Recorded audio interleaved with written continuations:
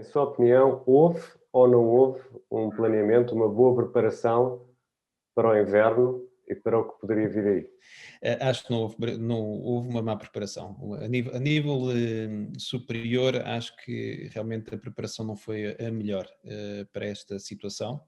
Apesar que em muitas entrevistas feitas, realmente foi dito que houve preparação e acho que algumas coisas houve. Foram criados camas, foram criados serviços, foram abertos serviços. Contudo, acho que há certas situações que deviam ter sido mais precavidas e mesmo agora no campo da vacinação também estamos aqui com alguns problemas que também já deviam ter sido de certa maneira já preparados para o task force, que estão a ser resolvidos um bocadinho em cima do jogo da Então, boa. deixe-me já ir à questão da vacinação. Como é que avalia a forma como está a correr? Ainda não estão muito bem definidas algumas das situações, onde é que vão ser feitas as vacinas, mesmo nós às vezes temos algumas dificuldades em informar os nossos doentes. E também estamos agora com um acréscimo de trabalho, porque, por exemplo, nós, pneumologia, os colegas de cardiologia, temos muitos doentes que estão incluídos nesta primeira fase e sempre teremos que ser nós, novamente, numa fase em que estamos sobrecarregados de trabalho, quer na enfermaria Covid, quer numa tentativa de manter algum acompanhamento dos doentes fora do âmbito do Covid, ainda vamos ter um trabalho suplementar que é de passar as declarações para que os doentes possam ser vacinados. Temos que avaliar as situações para que os doentes possam ser vacinados. Quando isso é algo que podia ter sido feito previamente, quando nós sabíamos que a vacina havia de chegar. E agora, em cima de uma terceira onda, com este número de internamentos, quer intensivos, quer enfermarias, em que a pneumologia tem um papel preponderante nesta infecção respiratória, somos sobrecarregados com mais um papel, a nossa burocracia portuguesa, mais um preenchimento de, tudo bem que não acaba por não ser papel, mas mais um preenchimento de um formulário online para que o doente seja vacinado. Agora, quando estamos com a nossa atividade a nível do laboratório muito fechada e queremos que os doentes não vão ao hospital, como é que nós resolvemos isto? Como é que, Esta como é que se questão resolve? muito e-mail, muitas mensagens e tenta-se, de certa maneira, muito à custa de trabalho extra, de olhar para as listas dos nossos doentes, já sabemos quais são os nossos doentes, nas consultas de insuficiência respiratória, nas consultas de patologia respiratória mais grave, nós temos que procurar de uma forma ativa e proativa quais são esses doentes, mas vamos fazer isso nas nossas horas de intervalo, nas nossas horas de descanso, Mas tem, ou tem horas de intervalo e descanso nesta altura, Soutor? inventamos, como temos inventado até agora as camas, como temos inventado todo o trabalho extra que tem sido feito. Se nós há um ano atrás, voltamos outra vez ao exemplo dos cuidados intensivos, se nós há um ano atrás tínhamos 500 pessoal preparado para 500 camas a nível nacional, teve que se inventar mais gente, teve que se buscar mais gente para termos pessoas suficientes para suportar 800 camas de cuidados intensivos. E isto deve-se muito ao trabalho extra e suplementar que muitos dos colegas estão a fazer e outros colegas que, de uma forma voluntária, vão ajudar a suportar os bancos destas unidades novas criadas. E vamos inventando, basicamente vamos inventando tempo e continuamos a inventar tempo para que os nossos doentes insuficientes respiratórios sejam devidamente vacinados nesta altura, porque é importante que eles sejam vacinados de forma a travar esta curva e de forma que fiquem protegidos contra o vírus, senão vamos ter o trabalho a dobrar se eles ficarem infectados e forem para uma cama de hospital, e é isso que queremos evitar. Falou aí na questão do Natal. Acha que foi um erro a abertura no Natal, por parte Na minha opinião do pessoal, sim. anterior governo? Pessoal, sim. E foi algo que foi também, de certa maneira, falado muito pela comunidade médica e alertado pela comunidade médica, inclusive o bastonário publicamente, disse que, pelo menos para se definir o número mínimo de pessoas que permitisse os ajuntamentos, para se definir o mínimo.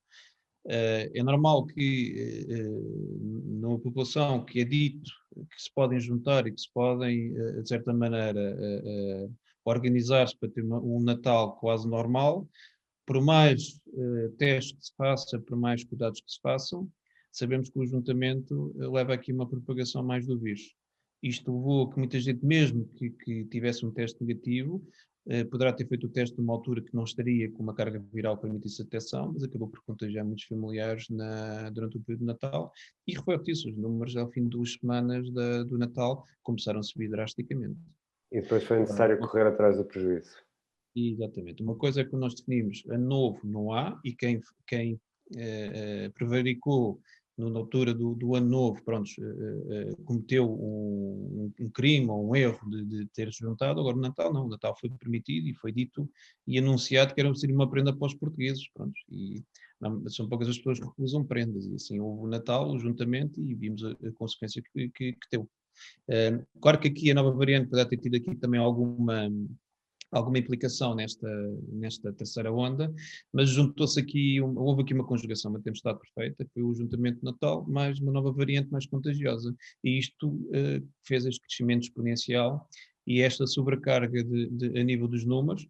Felizmente, não temos aquelas notícias como nós vimos de Itália, mas a realidade a nível hospitalar é uma realidade de muito trabalho, muito sofrimento e situações, de certa maneira, um bocadinho complicadas de se resolver. Ainda muito recentemente, numa doente que eu dei alta, o pai dessa doente tinha falecido na mesma enfermaria 2 dias antes, por causa do ajuntamento que tiveram. E Isto são como situações é que muito isso se gera? complicadas. Como é que isso se gera? Não são situações que uma pessoa consiga se imaginar. Eu ponho numa situação desta senhora, não é fácil estar numa cama de hospital, sabendo que o meu pai está no mesmo lugar, e saber que faleceu pela mesma doença que eu tenho e que eventualmente poderia ter sido o culpado de lhe ter contagiado. E isso é muito complicado. Isso é muito complicado e carrega aqui um sentimento de culpa, e é algo que nós vamos ter no futuro, e já começamos a assistir a alguns dos doentes do pós-Covid, que é as questões psicológicas, o stress pós-traumático, sobretudo os doentes dos cuidados intensivos, e toda esta angústia que fomenta aqui e que fica nos doentes, fica implantado nos doentes. E, entretanto, chegou agora uma equipa de médicos alemães. Há uma equipa de Sim. médicos alemães que veio para Portugal para dar uma ajuda e foi trabalhar para o Hospital da Luz, julgo que integrado numa parceria com o Amadora Sintra. Era ali que esta equipa fazia mais falta? Acho que isso tem que ser uma decisão central, não é? Tem que ser decidido superiormente e centralmente qual é o local onde será necessária maior ajuda por parte destas equipas estrangeiras. E sendo o Amadora Sintra o hospital com a maior sobrecarga atual, faz todo sentido que eles estejam alocados a nível do apoio ao Amadora Sintra. Se for no Hospital da Luz, seria noutra instituição, isso é uma decisão central. Estranho ser o Hospital da Luz, mas isso aí voltamos à velha questão, não nos cabe a nós decidir, nem nos cabe a nós avaliar. Queremos a ajuda, agradecemos a ajuda e estamos todos aqui com o mesmo sentido, que é tratar os doentes da melhor maneira que sabemos e que consigam voltar para as suas casas, basicamente é isso. E era preciso mais ajuda, em sua opinião, ou nesta altura? É o seguinte, eu acho que neste momento qualquer ajuda é boa, está bem? Acho que também não podemos ser orgulhosos aqui ao ponto suficiente de dizer que não, eternamente sós e vamos desenrascar completamente sozinhos. Acho que não faz sentido, mesmo na primeira onda, como vimos em Itália, eles tiveram ajuda de outros países, tiveram ajuda da Alemanha e não só. E França a mesma coisa. Se neste momento estamos sobrecarregados, vivemos numa comunidade europeia em que partilhamos uma moeda comum e partilhamos fronteiras, porque não podemos ter aqui um sistema comum de ajuda quando temos este tipo de calamidades. Agora, temos é que aprender que temos de ter também mecanismos próprios para nos auto-auxiliar quando temos este tipo de problemas. E aqui voltamos um bocadinho ao tema inicial, que é a programação. Temos que programar, temos que ter planos alternativos, temos que ter planos de contingência. E aqui não temos a desculpa de sermos apanhados de surpresa. Aqui sabemos que já tínhamos uma pandemia, que havia risco de uma segunda onda e de uma terceira onda, que aconteceu, e devíamos ter estado, se calhar, um bocadinho mais preparados para prevenir a onda ou reduzir o número de casos nesta onda, que não foi feito, devia ter sido feito, se calhar, mais precocemente, e estamos a pagar por isso, basicamente. Voltando aqui à questão do oxigênio e das redes de oxigênio, elas serão semelhantes em todos os hospitais? Aquilo que vimos no Amadora Sintra poderá acontecer noutros hospitais? As redes são semelhantes? Isso depois já são questões técnicas que eu já não lhe domino tão bem, só a nível das instalações. Claro que qualquer sistema de fornecimento de gás tem sempre um teto máximo de pressão e um teto máximo de uso para utilização. Isso é sempre dimensionado a nível de cada hospital e de cada consumo médio do hospital. Claro que nós estamos numa altura, e as alturas de inverno, existe sempre um acréscimo a nível de consumo de oxigênio, e sobretudo agora com o contexto pandémico, em que temos doentes de cuidados intensivos com níveis de oxigênio muito altos. E temos também doentes na enfermaria com níveis de débito de oxigênio muito alto, e é um termo que convém muito falar, que é oxigênio de alto fluxo e ventilação não invasiva com débitos de litros muito elevados. Isto sobrecarrega qualquer sistema, isso é inevitável. E isso já não é tão possível, não é possível antecipar, tanto que até agora só houve uma quebra num dos hospitais, foi só uma dor Mas é síndrome nova. possível que exista noutros? Possível é, mas neste momento, por exemplo, também do Amador Sintra, a maior parte das instituições, de certa maneira, já se precaviram ou já estavam precavidas de aumentar os fluxos ou de haver uma distribuição dos doentes para evitar essas sobrecargas a nível, a nível do sistema de oxigênio.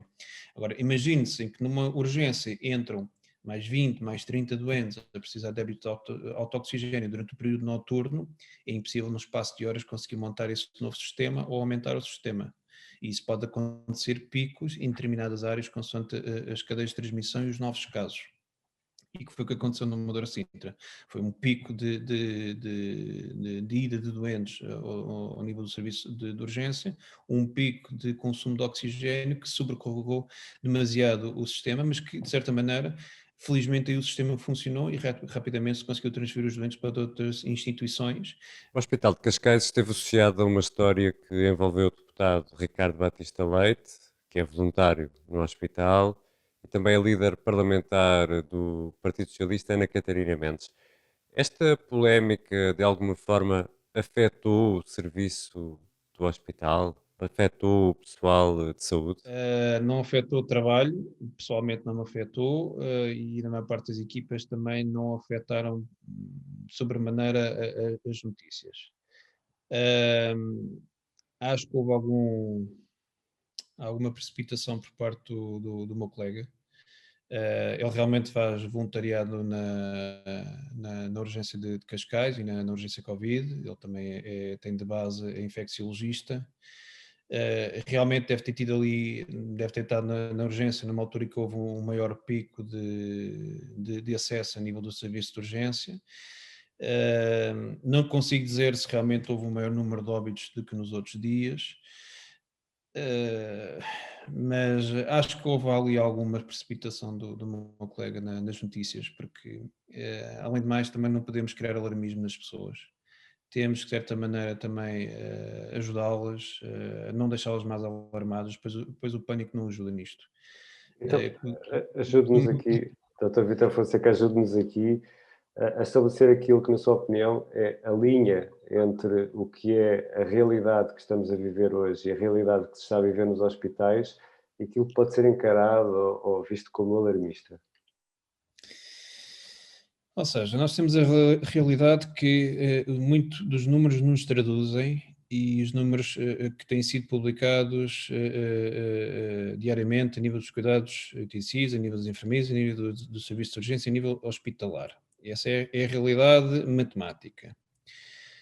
Muitos doentes têm falecido, porque estamos a falar de doentes com idades muito avançadas, doentes debilitados, em que as infecções respiratórias têm condicionado realmente aqui uma insuficiência respiratória que leva aqui, infelizmente, ao óbito também a parte dos doentes. Muitos desses óbitos acabam por acontecer mais na enfermaria e mais nos cuidados intensivos, não tanto no serviço de urgência.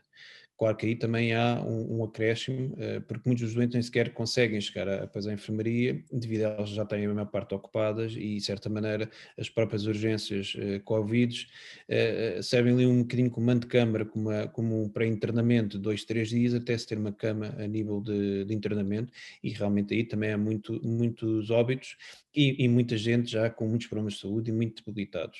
Agora, a nossa função, de certa maneira, é não tirar com um balde de gasolina para cima da fogueira. Nós temos que também tentar, de certa maneira, tranquilizar as pessoas, que estamos lá, estamos a fazer o nosso trabalho, estamos disponíveis para tratar as pessoas e que a urgência neste momento não é uma câmara de morte. Isso também não se pode transmitir a mensagem dessa maneira, porque o que é que acontece?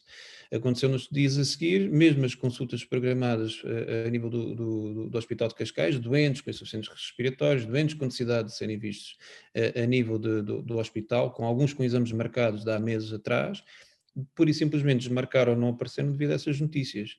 E isso também é preocupante, porque depois os doentes que necessitam poderão morrer de outras causas, não Covid, e que não foram por uma notícia se calhar demasiado alarmista, a minha opinião pessoal. E a nossa função, enquanto médicos, também é, de certa maneira, tranquilizar e informar devidamente, também não é, de certa maneira, atenuar demasiado, ser realistas, ser frontais e dizer realmente o que é que se passa.